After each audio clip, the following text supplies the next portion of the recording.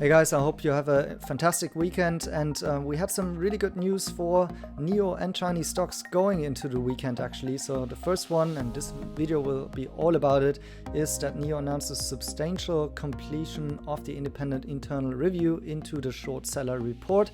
And then second of all, and this is from the PCAOB website, the official news release that they have signed an agreement with the Chinese authorities taking the first steps towards complete access for PCAOB to select, inspect, and investigate in China. So this is, of course, the US and China agreement that we all have been waiting for, possibly preventing that 200 Chinese companies are getting delisted from the US exchanges.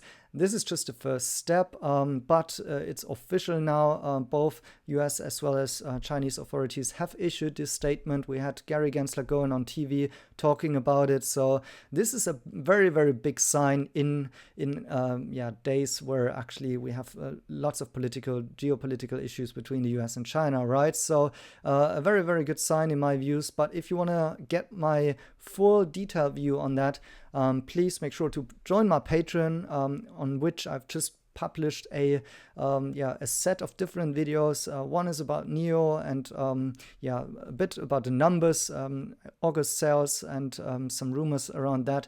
The second, of course, about delisting and this deal, and then also about Xunlei and SAP Health earnings in much detail. So if you want to know that, just join my Patreon, and there you get something to watch over the weekend. Now back to this news, which I think is also rather positive, of course.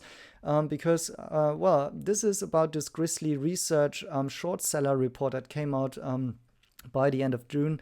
And what the company did, what NIO did, is they established a board of independent board directors, an independent committee, I should say, and also had, and that I think is the more important view here, assistance of a third party of professional advisors, including internal law firms and forensic accounting experts from well-regarded forensic accounting firms that are not the company's auditors. So this is very significant.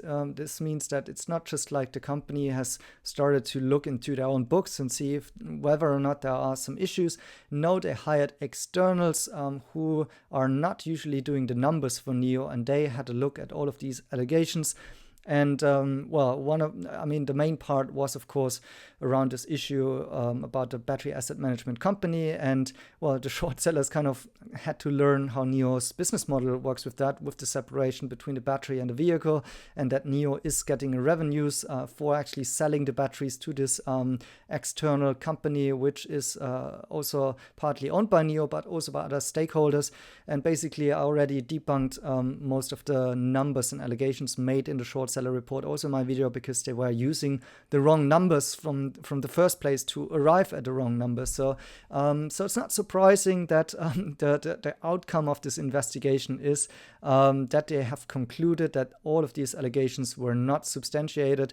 So why did NIO do this? In order to make this kind of a to be frank, it's a voluntary process and announcement.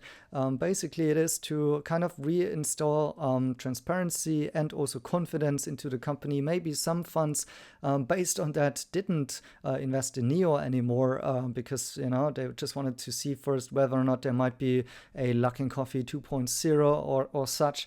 And so, the impact of the short seller report may well be that there was suppressed demand for NIO shares, although it didn't have the most immediate impact on the day it came out.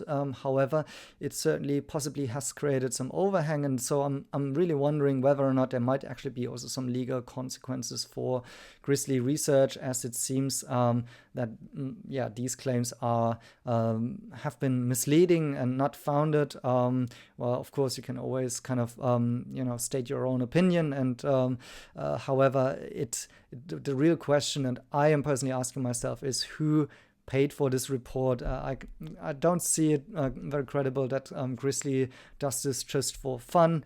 We'll see if there's anything coming out at some point on time later. But for now, these allegations are off the table.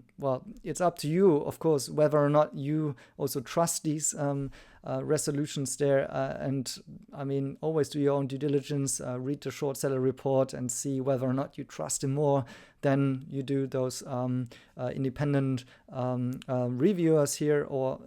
But my side is clear. I read over it, I skimmed over the report, and for me it wasn't very, very credible. So anyways, that's it. Really positive news for the weekend. Thank you guys for watching, and see you in the next one.